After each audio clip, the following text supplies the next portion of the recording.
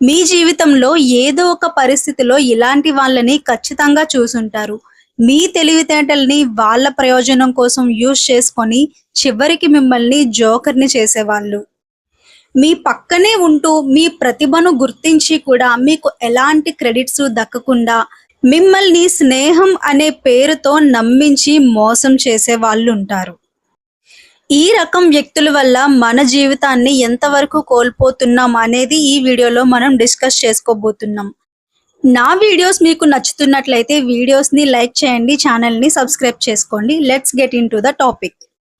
ఇలా మన తెలివితేటల్ని దొంగిలించే వాళ్ళు ఎక్కువగా మన స్నేహితుల్లోనే ఉంటారు. ఎక్కువగా మనం ఎంతో నమ్మిన స్నేహితులే మనల్ని మోసం చేస్తారు. ఎందుకంటే మన కుటుంబ సభ్యులు మనల్ని చిన్నప్పటి నుంచి చూస్తూనే ఉంటారు కాబట్టి వాళ్ళకి మనం ఏంటి అనేది పూర్తిగా తెలుస్తుంది. కానీ ఈ ఫ్రెండ్‌షిప్ అనే పేరుతో మన లైఫ్‌లోకి వచ్చిన వ్యక్తులు ఎవరైతే ఉంటారో వాళ్ళు మన టాలెంట్‌ని గుర్తించి ఒక జెలస్ ఫీలింగ్‌తో మన ఎదుగుదలను ఆపేందుకు చేసే ప్రయత్నాల్లో ఇది కూడా ఒకటి. ఎవరైతే ఎక్కువగా మిమ్మల్ని ప్రశ్నల మీద ప్రశ్నలు వేస్తూ మీలో ఉన్న నాలెడ్జ్ మొత్తాన్ని బయటికి తీయాలి అని ప్రయత్నం చేస్తారో వాళ్ళే మీ తెలివిని కాజేయాలని చూసే అసలైన దొంగలు. మన ఆలోచనలని ఎంత సీక్రెట్‌గా కాపాడుకోవాలి, ఎవరితో పడితే వాళ్ళతో షేర్ చేసుకుంటే మనం ఎంతవరకు నష్టపోతాం అనేది ఈ వీడియో చివరి వరకు చూస్తే మీకు పూర్తిగా అర్థమవుతుంది. మీరు ఎవరితో అయినా మాట్లాడేటప్పుడు మీకు ఎంత అవగాహన ఉన్న టాపిక్ అయినా సరే దాని గురించి బేసిక్ డీటెయిల్స్ మాత్రమే మీరు డిస్కస్ చేయాలి తప్ప మీకు ఉన్న నాలెడ్జ్ మొత్తాన్ని డీప్ అనాలిసిస్ చేసి మీరు ఇతరులతో చర్చించకూడదు. దీనివల్ల మీరు ఏ విధంగా నష్టపోతారు అంటే ఆ పర్టిక్యులర్ టాపిక్‌కి సంబంధించిన మీ తెలివి రూపంలో ఉన్న సంపదని మొత్తం మీరే ఫ్రీగా అందరికీ పంచుతున్నట్టు. మీ దగ్గర ఉన్న విలువైన సంపదని ఉచితంగా అందరికీ పంచుకుంటూ పోతే మీరు ఎప్పటికీ దానికి యజమాని కాలేరు. ఆ తెలివితేటలు మీరు అని ప్రొజెక్ట్ చేసుకునే ఒక అవకాశాన్ని మీరు ఎప్పటికీ కోల్పోతారు. లిమిటెడ్‌గా డిస్కషన్స్ చేయడం వల్ల ఎదుటి వ్యక్తులు మిమ్మల్ని ఎలాంటి ప్రశ్నలు అడుగుతున్నారు, మీ దగ్గర నుంచి ఎలాంటి సమాచారాన్ని వాళ్ళు లాక్కోవాలని చూస్తున్నారు, మీరు ఎదుటి వ్యక్తుల్ని ఒక అంచనా వేయగలుగుతారు. ఒక పుస్తకాన్ని మనం పూర్తిగా చదివిన తర్వాత ఎలా అయితే దాన్ని ఇంకా పట్టించుకోమో, అలాగే మనలో ఉన్న సమాచారాన్ని మొత్తాన్ని తెలుసుకున్న వ్యక్తులు కూడా మనల్ని అలాగే ఎప్పటికీ పట్టించుకోరు.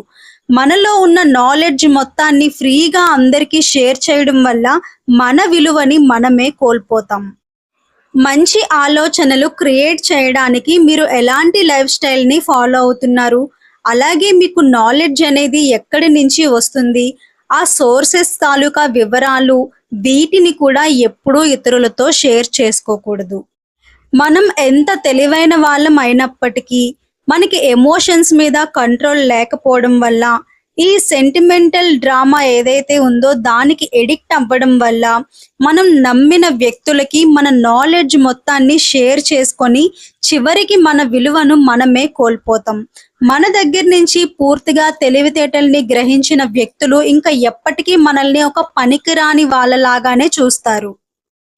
తెలివి అనే ఒక అపారమైన సంపదని మనం ఎంతకాలం అయితే క్యారీ చేయగలుగుతామో అంతకాలం మన విలువని కూడా మనం కాపాడుకోగలుగుతాం.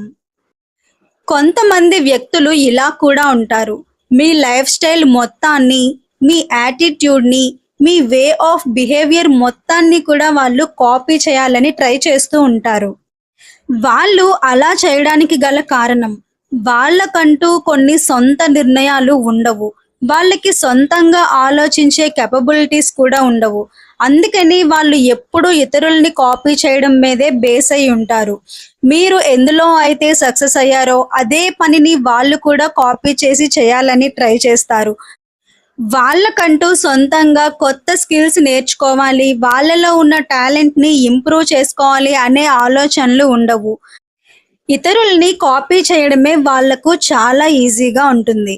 అంతేకాకుండా మీ లైఫ్ స్టైల్ మొత్తాన్ని వాళ్ళు పర్ఫెక్ట్‌గా కాపీ చేయగలిగితే మీకంటూ ఒక ప్రత్యేకమైన గుర్తింపు లేకుండా చేయొచ్చని వాళ్ళు భావిస్తారు.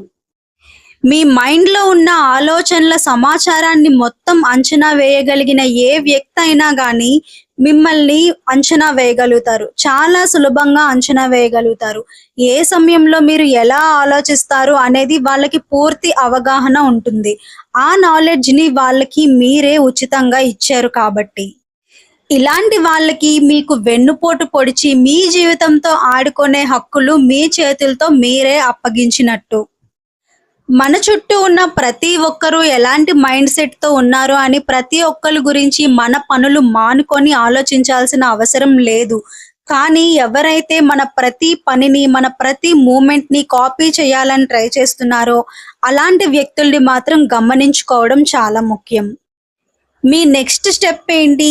మీ సక్సెస్‌కి సంబంధించిన ప్లానింగ్‌లో నెక్స్ట్ మీరు ఏం చేయాలనుకుంటున్నారు? ఇలాంటి విషయాలన్నీ కూడా మిమ్మల్ని ఎక్కువ సేపు మాట్లాడించడం ద్వారా వాళ్ళు తెలుసుకోవాలని ప్రయత్నిస్తారు.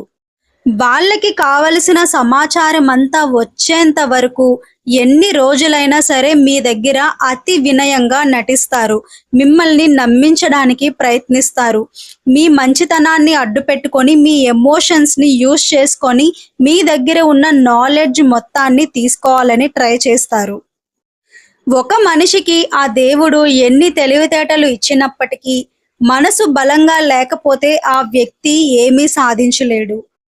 జీవితంలో ఏదైనా సాధించాలి అనే తపనతో ఉన్న వ్యక్తి మనసు సున్నితంగా ఉండకూడదు.